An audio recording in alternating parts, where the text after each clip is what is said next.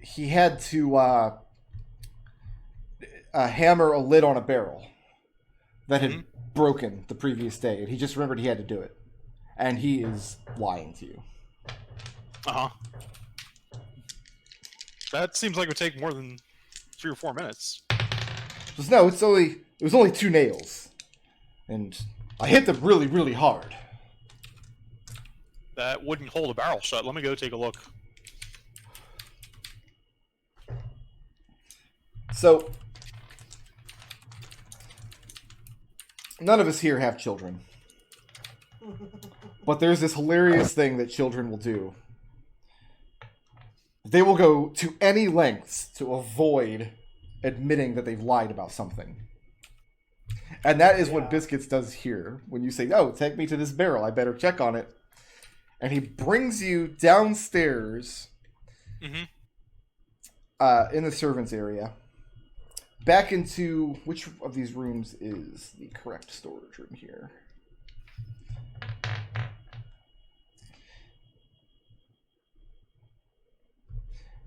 Into... Where's my revealer? I need to make it a color that's not yellow, I realize. Right here. Always somewhere. Brings you up into this room here. Yeah. Which is... It's a wine cellar, and it has lots of barrels and things stacked up. But it's not a very well-stocked wine cellar. There's a couple of casks, one of which has been tapped, and several of which are obviously empty, back in a far corner, next to a doorway that leads into Mordecai's sleeping quarters, into his bedroom. Okay. And he motions to a barrel and says, that's the one. And it doesn't have a lid that's been nailed to it at all. It just has a lid that's been affixed to the top and could be pried off and filled with wine, then resealed and rolled onto a rack and have a tap placed into it. Is it sealed with like wax or anything right now? Yes. Okay. And he just, he's fidgeting a lot in the doorway, waiting to see whether or not he's going to get caught in this lie. I don't see any nails in it. Oh, did I say nails? I meant wax. The wax looks pretty old. There's dust on it.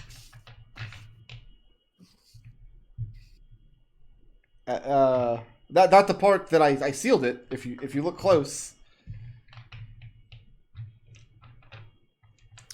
Is it really this barrel, or you didn't show me the wrong one?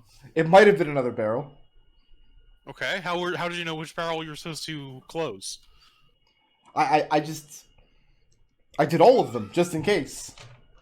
And he's fidgeting.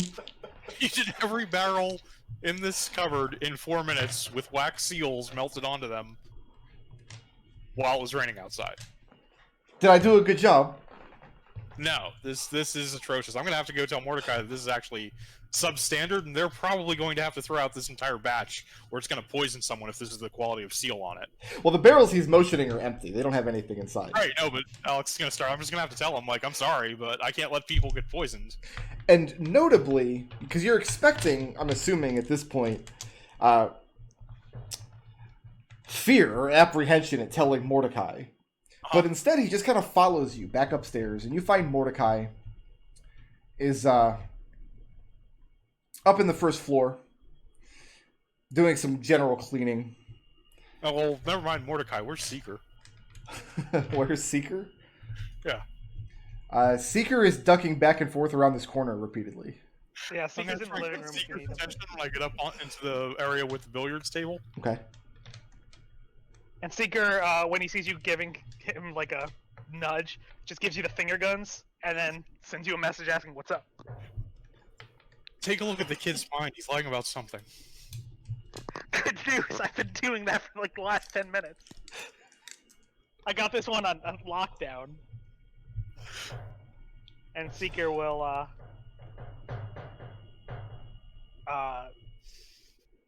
but I can't. Oh, whatever. Oh, and then Seeker will ask the kid, "Hey, what have you been up to?" Are you just kind of moving Detect Thoughts over? No, I'm not even casting Detect Thoughts yet. He just explains that he had to go do a chore downstairs where he had to affix some wax seals to a barrel and he forgot to do it. And now Alex is mad because he had to leave the metal badger for a moment. But he got back as soon as he could. Got you. Alex, I wouldn't worry about it. Finger guns. Send him a message. There's a goblin in the barrel downstairs. Are you just messing with me? And Seeker just shakes his head. Yes or no? You shake your head. Shake my head no. Okay. Alex is fine. Pull his gun and go down the stairs, pulling his gun out. And Seeker runs after him. As this is transpiring, Biscuits looks very nervous all of a sudden, and Mordecai in the room looks up as the gun comes out. There will be no violence in Bicklebell House. And then a thunderclap. There it is. He's a tinker. He needs to what do you oil it? And he looks back and forth between you guys, one of which is brandishing a weapon. Both of you are heading to the door with some urgency. Biscuits is standing there nervously, like fidgeting with his feet. Mordecai senses something is up. What is the meaning of this? And then Biscuits stammers out, the barrels! Remember when you told me? And he winks. The barrels that I had to, and I was with the badger, right? Is he winking at me? No, winking at Mordecai. Okay. Well, sometimes when a game isn't going your way, it's time to upend the table and change the rules. And Seeker just looks at Mordecai and says, my companion was worried. We have a magic item that senses threats, and it seems there's a big goblin in your basement. Mordecai assures you there's no goblin in the basement. And Seeker shakes his head and says, I could show you if you like. You can make an insight check. Yeah.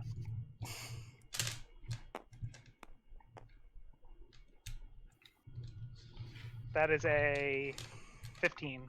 15? Oh no, there's a goblin in the basement. Yeah, and Seeker says, I could show you if you like. Alex. Yeah.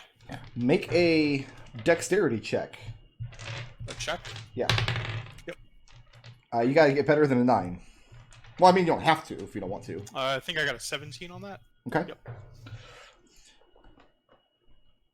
Biscuits lunges forth and starts saying, he didn't do nothing to nobody. Don't hurt him. Don't hurt him. And he reaches up and grabs the arm holding the gun. Mm-hmm. And because you won the dexterity check, you don't lose control of the gun, and it doesn't accidentally go off. But he's not trying to get it from you. He's just trying to keep you from leaving the house. And I'll slide it back into the bag of holding.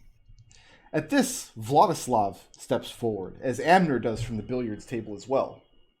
Hearing what all is going on, Amner says, what's this about a goblin in the basement?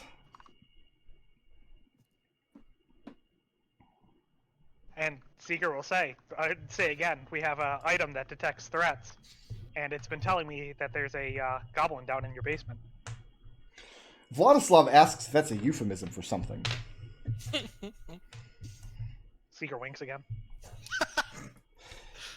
Amner looks around the room, and suddenly he looks very serious. This is a very laid-back, joking kind of guy, usually. Very easygoing, but now he is all stone.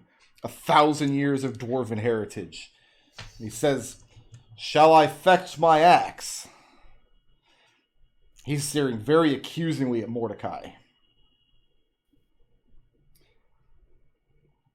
I think we'd all appreciate an explanation, Mordecai. Very well. There is a goblin in the basement. There's a surprised gasp from this room as Gus goes, no, really? Florian just passes out from the shock.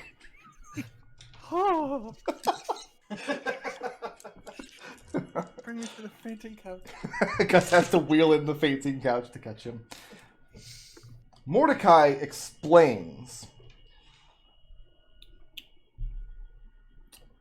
One of the staff at Bicklebell House is of the goblinoid persuasion.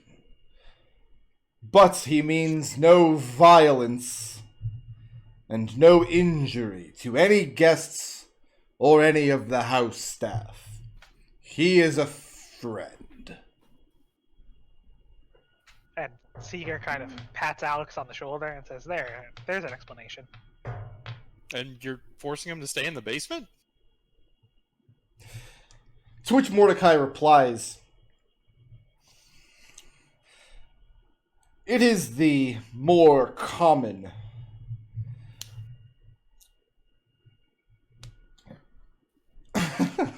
it is the more common situation that guests and other travelers who do not know Bicklebell House well could never consider a goblin a friend. And he slowly turns his creaky glare to fall upon Amner.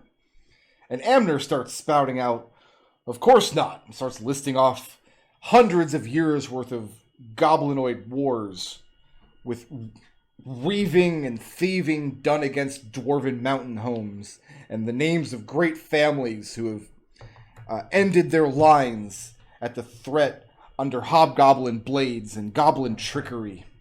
And don't even get the man started on bugbears.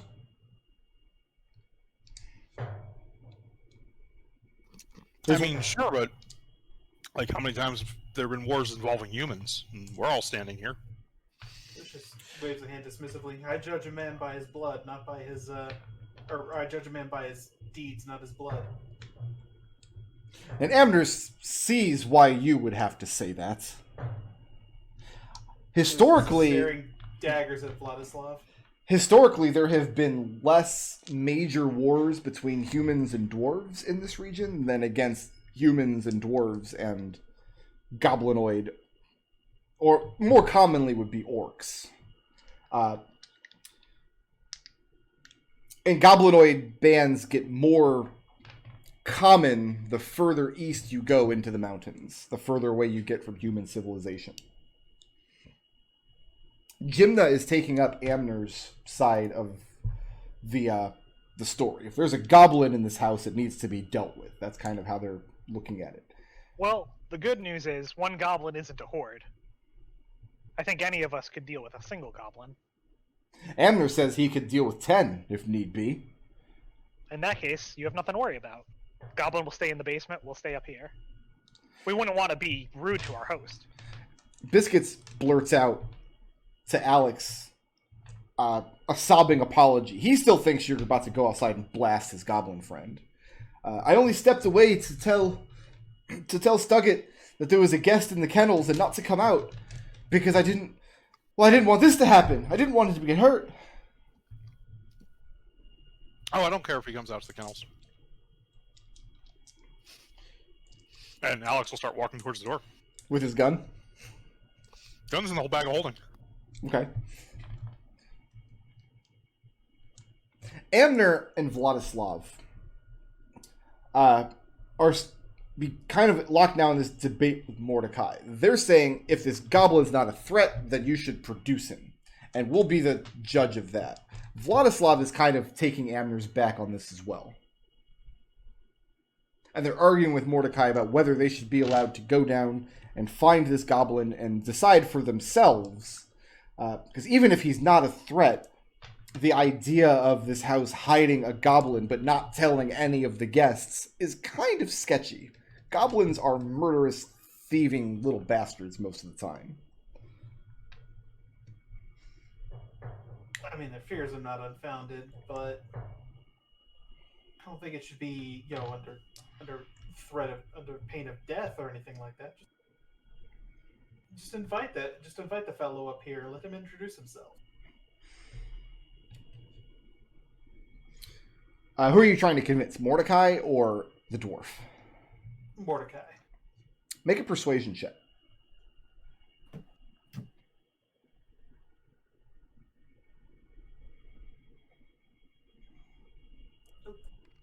Come on, die.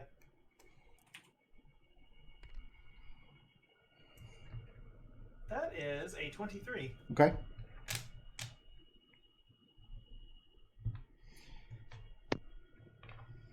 Mordecai says that he will take... So, before I give this response, is there Is there a line in the sand here? Amner and Jimna and Vladislav on one side of it. They're thinking this goblin is dangerous and that they're trying to... that they hid his existence from them is very sketchy indeed. The other side is the goblin hasn't done anything wrong as far as we know. Mm-hmm. Do I have that correct? Is that where all 5 of you are? Pretty much. That's Where yeah. Gus is. Yeah. Okay. Yes. Mordecai says he will take 3 people down into the basement where Stuggett is at this point in the day. He will bring 1 member of his staff, 1 from your party, who is of the idea that we need to, this goblin hasn't hurt anybody yet. Also, he didn't hurt anybody last night, as far as you know. He was still down there. Mm-hmm.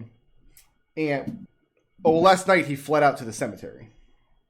Right, but by the time of the murder, he was still in that barrel. I'm pretty sure.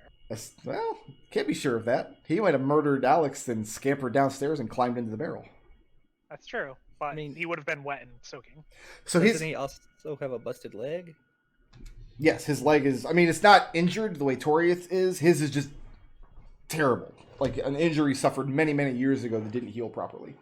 Yeah, so he probably wasn't climbing on rooftops. So Mordecai is going to take 3 people downstairs. He's going to take Mrs. Bobkins from his own staff. Amner and Vladislav have a quick back and forth and decide that Amner is going to go down. And who from your party? You guys want me to go? Rock, paper, scissors? I'm not willing to fight over it. I was just willing to go because of detect thoughts. I mean, if that's what you want to go down for, that's not a thing I can do. You can absolutely go. Hey, if someone really wants to talk to that goblin, I'm not going to take it away from him. No, that's fine. Can anybody here talk to the goblin? I can cast Comprehend Light. Okay. So Seeker's going with Amner, Mordecai, and Mrs. Bobkins. What are the rest of you guys doing upstairs? Vladislav is staying behind as well. I'm heading back to the kennel. Okay. And Biscuits goes out with you. And again, he's just apologizing profusely. And he hopes that you understand why he had to lie to you. And he hopes that you'll still let him help work with cleaning the rust off of Scrappy because he's enjoying taking care of the metal badger. Yeah, no, that's fine. Is there anything else you've been lying to me about? He shakes his head. Anything at all? There were eggshells in the quiche that we served for lunch. I broke an egg and didn't fish it out properly. Oh, nobody thought that was you. They just, over the quality of the cooking, I don't think anyone noticed. So you take him out to the kennels and get back to work? Yeah. Okay. What are Florian and Lucius and Gus doing over the course of the next few minutes? Gus is going to approach Vladislav. Okay. Again, and I'm going to just ask him straight out that just going to ask him straight out one more time. He says, there was a little girl that disappeared on our first visit into the sewers. Mm-hmm. Do you know what happened to her? Who else is in earshot for this conversation? Lucius says. Florian is guarding the curio cabinet. But is it happening near the curio cabinet? It depends on where Vladislav is standing. I'll say you can reasonably catch him anywhere downstairs in the common areas. Toriath is still by the fire. For what it's worth, she knew about the goblin as well. Okay. So in the dining room, away from anybody, away from her. You wait for a moment when Jimna goes into the near the hearth. So the 3 of you kind of confront him. You ask what he knows about the girl. Oh, yes, I know what happened to her. Can you please tell me? I suppose I could, if I were of a mind to.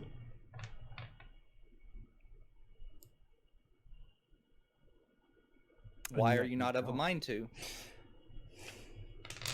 When I arrived here, and he's speaking low enough that he knows he can't be overheard in the next room. When I arrived here, the tall, monstrous man who always seems to be accompanied by thunderclaps told me that the only room available was a common room on the second floor, surrounded by other bedrooms, and I thought to myself, Vladislav, if you were going to sleep in one room in that house, surrounded by people who want to kill you, that's the most safe place for you to lay your weary head. No sooner did that thought occur to me than your little friend Seeker came. It was Seeker that tried to get him to switch rooms, right? Uh-huh. Yep. Yeah. Seeker came up with this scheme to give me an attic bedroom to myself on the 3rd floor, right next to you.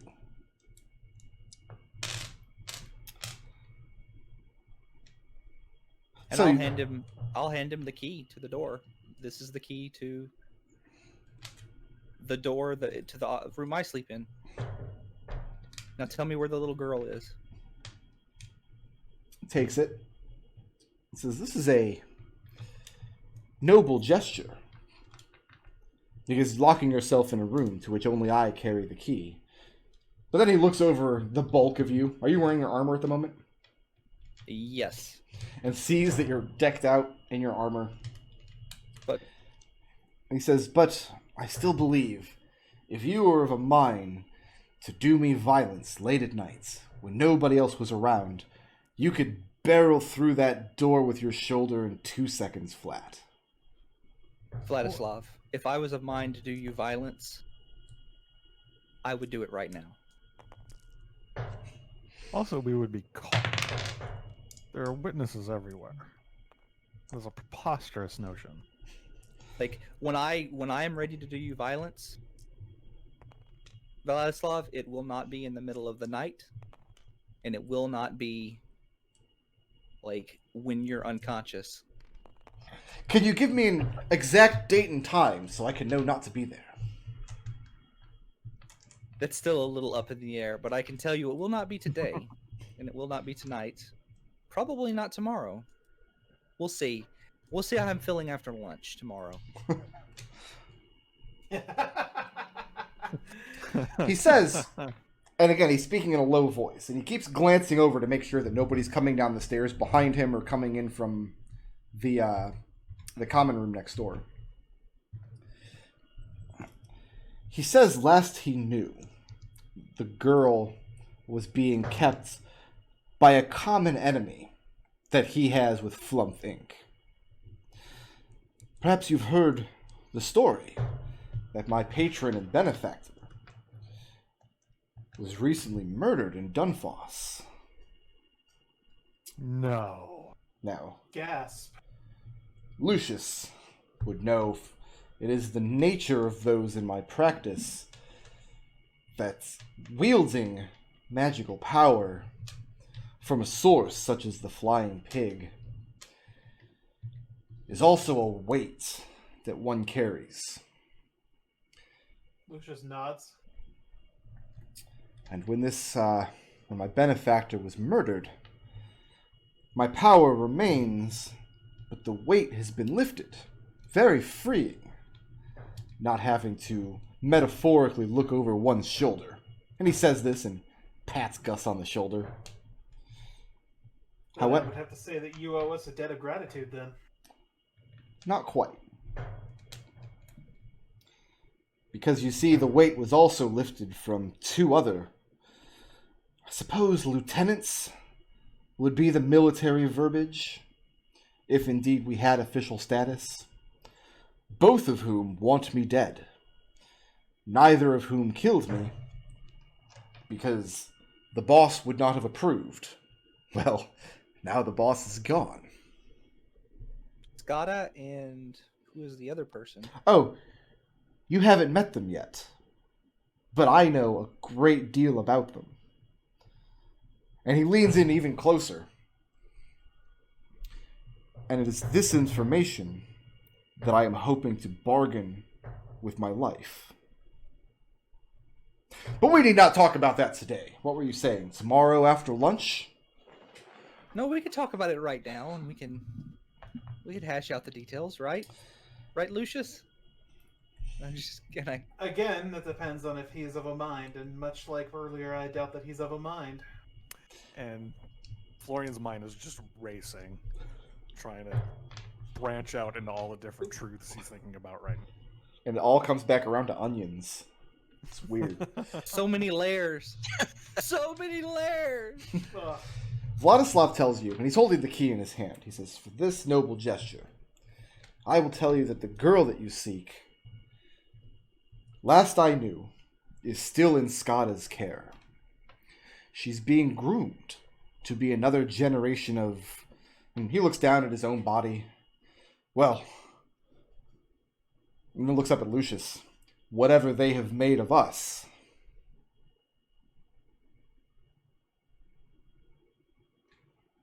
Is he tiefling like me? No, he's a human. Or is he... I think he means warlock. That's the Okay. that's the read between the lines I have. He and Skada are both humans, yes. I thought Scotto was a half elf. Oh, you know what? She might have been. That's in a text file that's from 4 months ago. I'll have to double check, but it's possible that she was. I should You're right. very much hope that you don't... That your friends don't succeed. Well, to that end,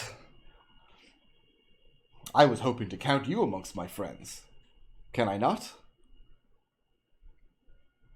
We shall see tomorrow after lunch. Tomorrow after lunch, then. And he nods and he takes the key and he heads upstairs. Mm-hmm. What else is happening before supper is served? You guys are going downstairs to see the goblin in the barrel. Let's talk to this goblin in the barrel. And you're taken down to the basement into what is the servant's dining room. And Mordecai stands over the barrel. Mrs. Bobkin is standing, it's like she's put her body between the two of you, Seeker and Amner, in this barrel. What is Seeker's demeanor like? Seeker, on the way down, was talking to Mrs. Bobkins and saying, "I don't speak goblin, so I'm going to cast a spell so that I can understand it. I just wanted to warn you so it didn't come as an alarm." She is very excited about this idea. Because...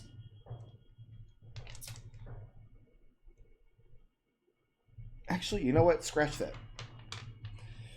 She likes the idea, but she also wonders aloud that as fantastic as the magic might be, she wonders how it might help a poor soul in Stuggett's situation. What sort of situation is he in? And at this point in the conversation, Mordecai, you're standing over the barrel, and he raps on it the same rhythm as you saw last night, and the lid of the barrel comes off, and the little war-torn goblin, this yellow-skinned goblin, pokes his head out, sees everybody in the room, and then scrabbles back to the bottom of the barrel and pulls the lid back on as quickly as possible. Which Amner immediately takes as a sign of guilt. Says, "Right, he knows what he's done. Now I shall go fetch my axe." And Seeker casts a spell and says, "How do you talk to him?" And looking at Mordecai. Mordecai says, "He understands some words and gestures, not unlike a particularly intelligent dog." Uh-huh. Alright, well, ask him to tell his story.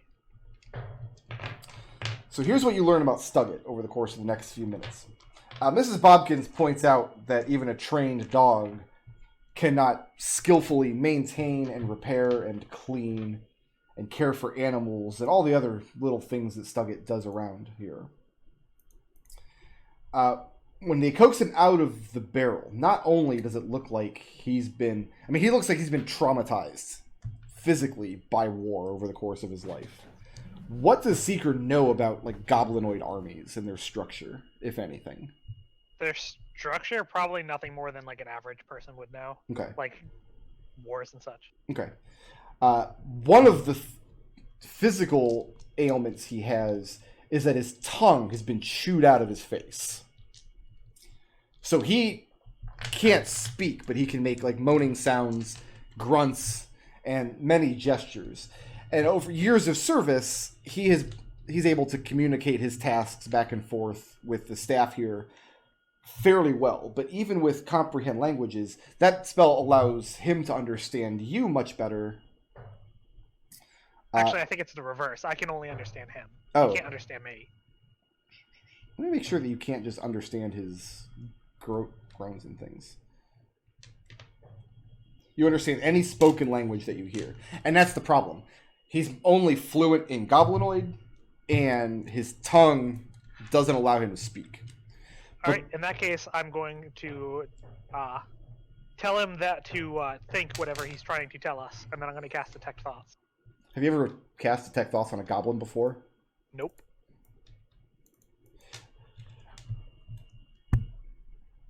Everything a goblin thinks is always couched in this wrapper of fear and self-preservation that just permeates everything. But essentially the story is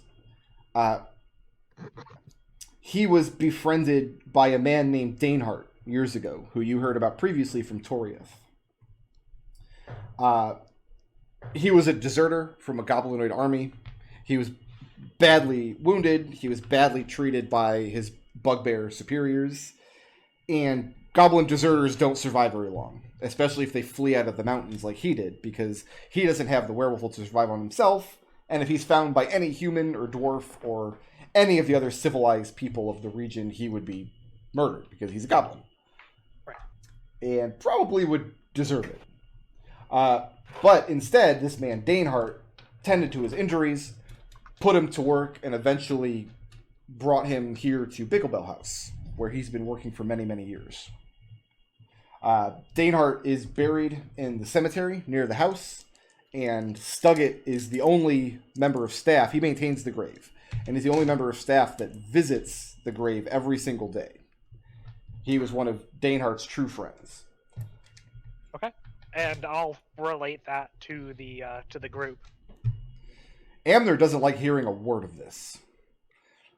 It's all right, but if it turns out that the little bastard has been lying into your brain, I reserve the right to defend myself and my wife. Agreed? And Seeker looks over at Mordecai and says, that seems fair to me, as long as you agree not to come downstairs. Amner looks around, and you can see traces of his old jovial self starting to come back. As I was just thinking that I've invaded the privacy of these good servants long enough. And he looks at Mordecai and says, under the circumstances, I think it would be acceptable to open up that good liquor cabinet. And Mordecai is about to say no, but Mrs. Bobkin shoots him daggers. And he agrees. And Stuggett climbs back into his barrel.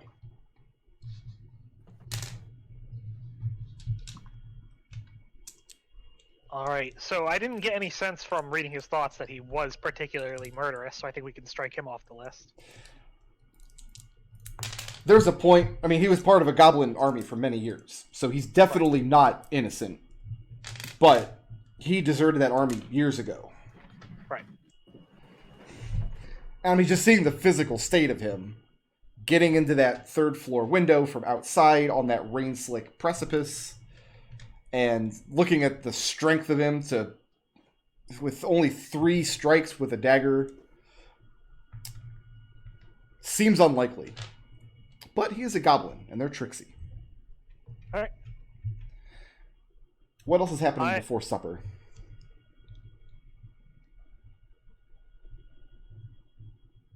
I think we're good. Okay. Let's go ahead and take our break here. We will reconvene about 5:05. I'll put Elizabeth on. Supper is served. ASMR. And much as it was the previous night, Mordecai, Mrs. Bobkins, and Nellie are serving the dinner. Biscuit sneaks out to check on his cats. Amner and Jimna are not down to eat supper. Aylesbury is. Toriath has her meal in front of the fire. And Vladislav as well in the dining room, making a great show, endearing himself to the servants of the house. Yeah. I am going to have a double helping for religious reasons again. Okay. Yep. Since I skipped lunch.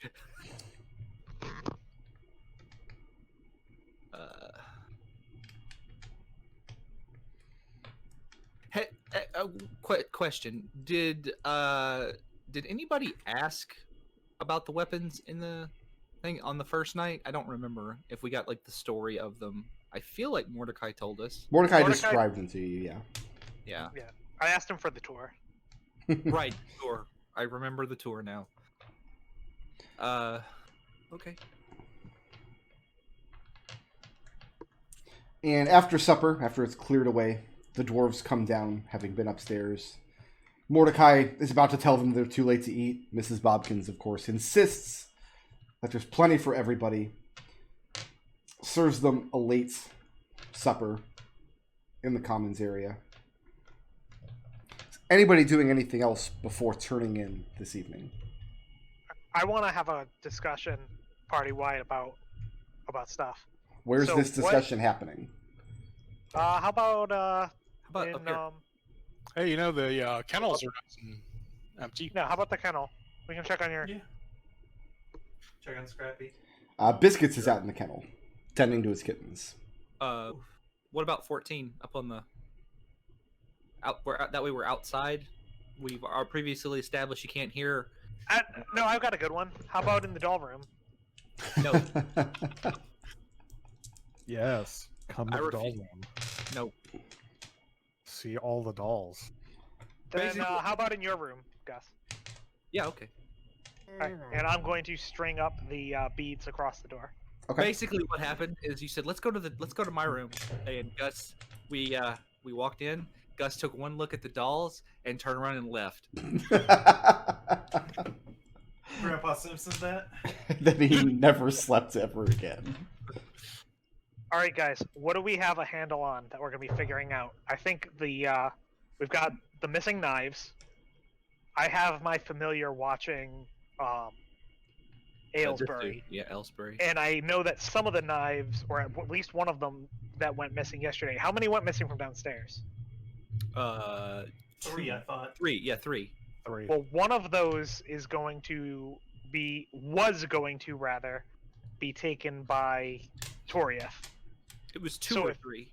If you guys can find an opportunity, if things go down or otherwise, to go down there and check to see what knife is there that wasn't there the other day, that's the one that Toriath was going to take. Mm-hmm. What about everyone else? Do you guys remember anything that we wanted an answer to that we can watch out for? Oh, the kittens. I have a alarm set on the kitten. Yeah. I don't have any way to. I'm going to be locked up in this room in the middle of the night, so there's not much I can do. Since we're all here, right? Yeah. This door is closed. Yep. Yeah. Alex, unlock this door. Sure. Lockpicking check, Yep. Rick? Dex and thieves tools. Seeker slaps Gus on the back. Good thinking. Yeah, thank you. The secret ingredient is crime. 20. 20. Yeah, it's not a particularly difficult lock. I would reveal it to you, but I have no idea where my revealer is. So my revealer on my game is a Did you giant make it pink? chess piece. It's right over here. It shouldn't be. I don't know why it's pink. Pink revealer. Nobody's ever heard of such nonsense. I don't think the size that it reveals is dependent on the size of the object, so you could just try to make it bigger so you could spot it faster. Opening up room 22. This is an attic storage room. A lot of what's in this room is furniture in various states of disrepair. Old linens and things piled up. A lot of dust in this room. but you notice along the northern wall a series of cabinets kind of built directly into the wall, each with 2 wooden doors. So 3 of these cabinets, each with 2 wooden doors that open from the center. And they don't have locks on them. Instead, they just have ropes tying the handles together on each one so they don't come open. So, under normal circumstances, Gus would be very. I would think we would need to be very polite to these people, but one of us has already died, even though he got better. So, I think we should open the thing. Does somebody? Before anybody goes into the room, I'm just gonna like grab them, and say, "All right, Seeker, Florian, somebody." I was take a gonna say look." Mage Hand. Yeah, Mage Hand open the doors. And Oh, Seeker. Detect Seeker does magic. not have it. Oh yeah, detect magic. I can toss up. Okay?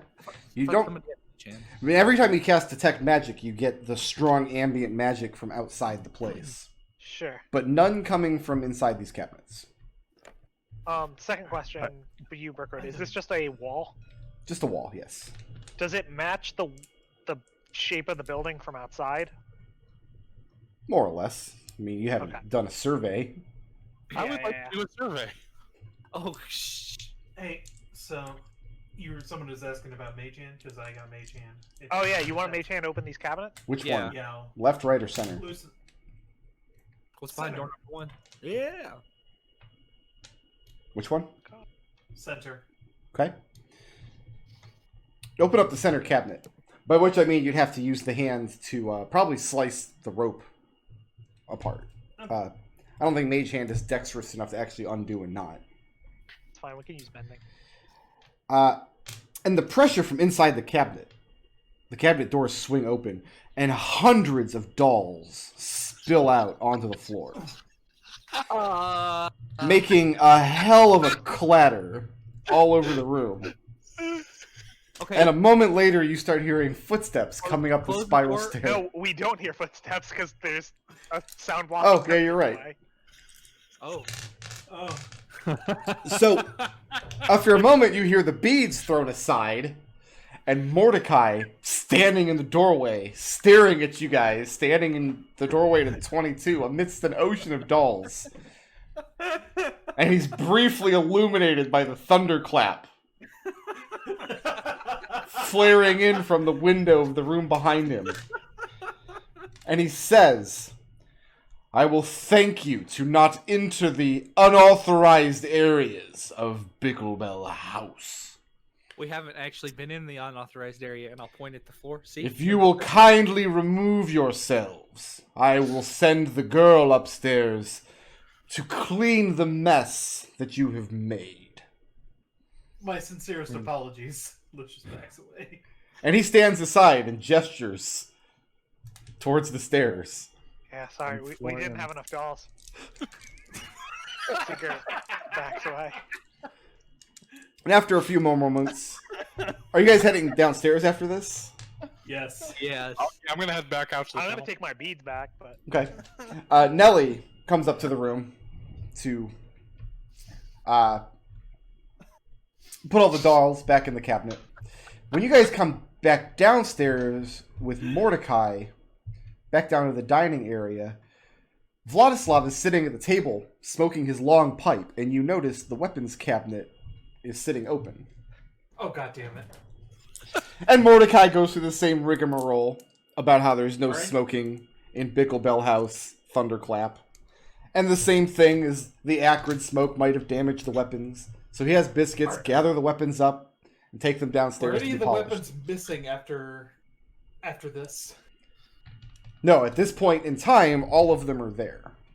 Okay, they're all accounted for, right? Biscuits gathers them all up and takes them downstairs. and Seeker holds up a finger and says, "Actually, I could clean them, and it would remove any risk of damaging the weapons. And then you could lock them back up in the cabinet." Mordecai says, "Forgive me, but I believe Bicklebell House will see to its own chores." And he gives you this glare that means you need to think about what you've done. Hey, And he's I very earned myself some disappointed. credit. I helped with that goblin. You get the sense that Mordecai is not a man that keeps credit for anybody. Anything else before we're supposed to turn in for the night? I'm going to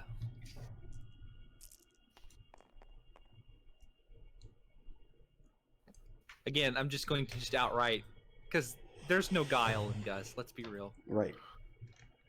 So there might be a little T-Hawk, though. No, I was gonna say that I didn't want to interrupt the game. Sorry. That was good. I love it. I love everything about what just happened. Why don't you sleep in number 13? We'll let our friend here have number 20. The doll room. No, he's already gonna sleep in 12. Oh, yeah, all right. Yeah. So my understanding is that the sleeping arrangements are the same as last night, except Vladislav is in 20, Gus is in 21, and Alex is out in the kennels. Is that correct? Yep. Well, and I'm out in the forest. And you're going to be out in the forest. Have you told anybody else you're doing that? Yeah, I told my party. Okay. I was just gonna outright ask him, like, what's the deal with the smoke and the weapons? Ask who, Vladislav? Yeah. So it's not my intent to damage these fine weapons at all. I merely wanted to have a better look at them. I didn't know that the smoke could be of any harm to such wonderful craftsmanship. Of course, now that I've been told as much, I will be much more careful. He packs his tobacco pouch away. Alright, then my next move is to grab him and do forward, down, down, forward, punch, and do a tomahawk buster. That's... Yeah, no, that checks out. I had to think about it for a second.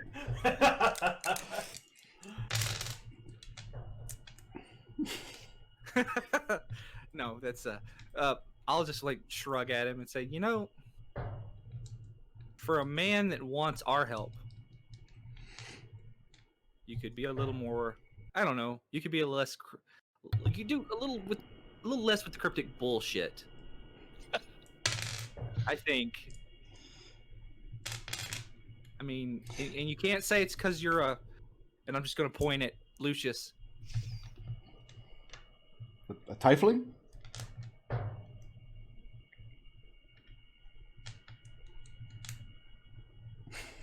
I'm going to make that gesture again, where I'm like, looking like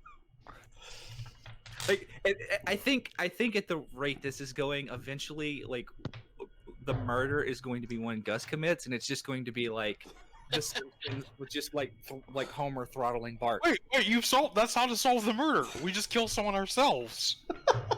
Kill a different person every night. Yeah, Vladislav puts his hand on Gus's shoulder. Says, "My friend, you seem agitated and very, very stressed. Will you join me in a drink?" Yes. Mordecai at this point is taking biscuits downstairs to tend to the weapons, and he looks back and forth to make sure that Mrs. Bobkins isn't anywhere, and steps to the southern end of the room, to the liquor cabinet, and begins picking the lock. No. And he stops, and he turns back, and says, "This is some of the finest bottling that I've seen in a long time. It could set your nerves at ease, my friend, and tomorrow we can wake up with clearer minds and discuss a great many things." I tell you what, tomorrow after lunch. He nods. He's agreeable. Okay. And the Please same not take that lock. rigmarole as the previous today. Biscuits lets out a big fake yawn, says he's off to bed early. Lucius, have you done anything to dissuade Nelly from coming to your room tonight? I don't really think that I would do so in clear politeness, but at the same time, it's like. Question. Did he tell us? Did you tell us Nelly did that? Yeah, I would. Okay. I'm gonna kiss you on the cheek and slap you on the ass as I walk away.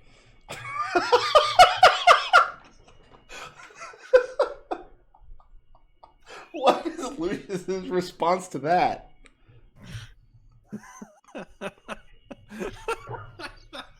Lucius is blushing very clearly. Make a deception check at advantage. Do we have HR? There's no HR. That's not Linda's job. Do we need HR? We might after today. Holy shit. Deception. So that is So 11. That is a At 12. advantage. A 12. Oh, Nelly, he's I mean, making it. the little message pops up in the corner of the screen that says Nelly will remember that. And everyone retires to their room.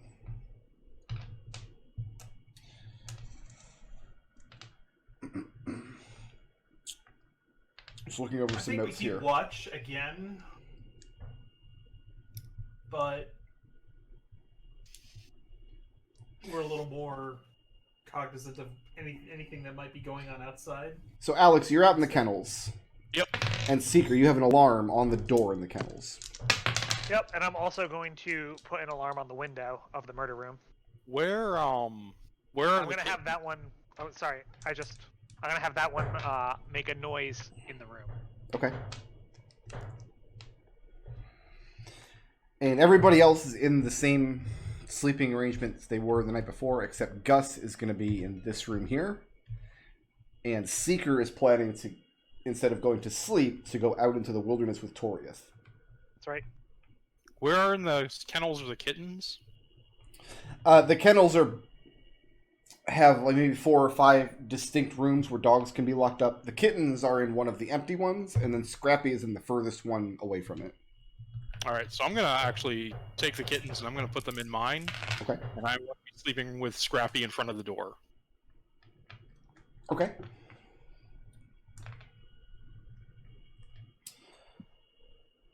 It's very important these kittens live. These kittens get killed. No, and the give us kittens more were like, data. there's gotta be some information about someone who go like. That's why I'm saying. Let's Also, keep I'm it pretty fresh. sure the kittens did it. Like, let's be real. Seeker, Yeah. Blaster beast. at some point you're going to head out with Torius, yes? At the Right. Okay. So you head out, opening up into her room, and she's gathering her gear and such together. She asks if you're bringing a dagger along. Yep. And I should take out mine. She nods. This is very well. She asks how well you see in the dark. And I'll tell her I can see fairly well, down to about 60 feet, but I can't see color. She says usually she would tell you that she's not accustomed to slow her pace and that you'll have to do your best to keep up. But she taps the floor with her crutch. I don't think that will be a problem. Seeker nods and says, "Also, I have the dagger." And she heads downstairs. Yep. And they head out through the servants' entrance out into the wilderness. Lucius, Yes. you are not visited by Nelly in the middle of the night. Good. Do you go to sleep? I'm gonna stay awake Okay.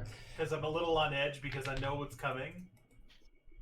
I want to be ready to spring into action. So through the night, you hear Aylesbury twisting and turning and moaning and groaning.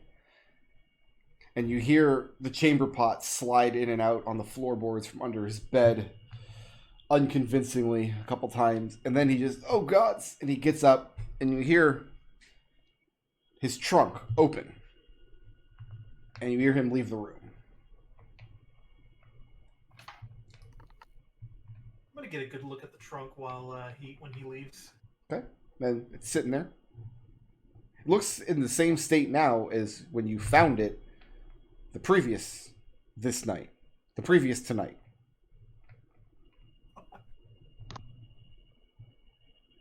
All right.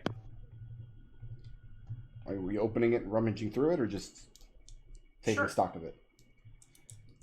Sure, I'll rummage through it. You open it. It's in the same state as the previous tonight.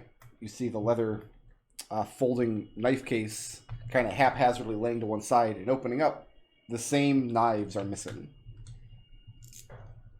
I'm gonna tail him. Actually, I don't have a way to go undetected. I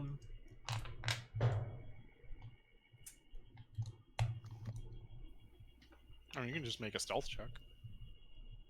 Yeah, I guess I could. Yeah, I'm gonna do that. Tail him outside. Yeah. Okay. What's your stealth check? So there are alarms on the kennel, and then one in Vladislav's bedroom, right? Yeah. Okay, let me make sure I know what the sequence of actions is going to be here.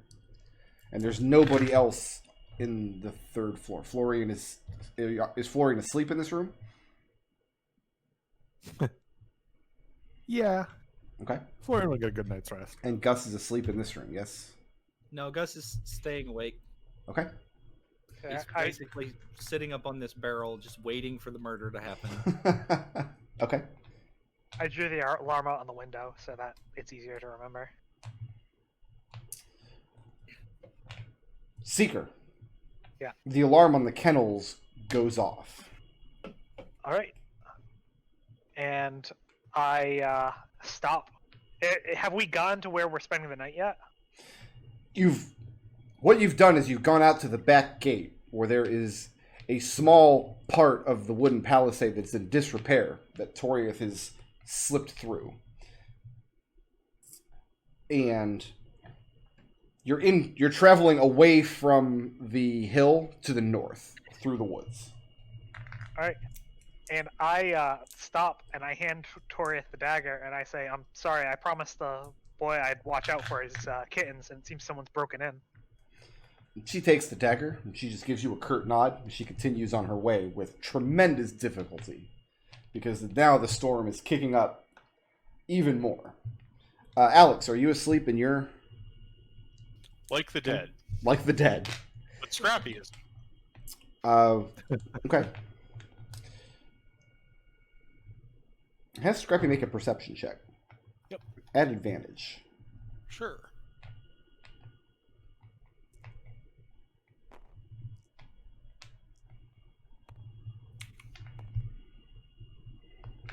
That's a 10. A 10. Scrappy is aware of scraping noises on the side of the wooden structure of the kennel. Mm-hmm. Of the building itself, or of the kennels within the building? Of the building itself, for a few moments. He would have standing orders to wake me up if anything starts to go weird, so... Okay. And by the time he wakes you up, you hear the door of the kennel.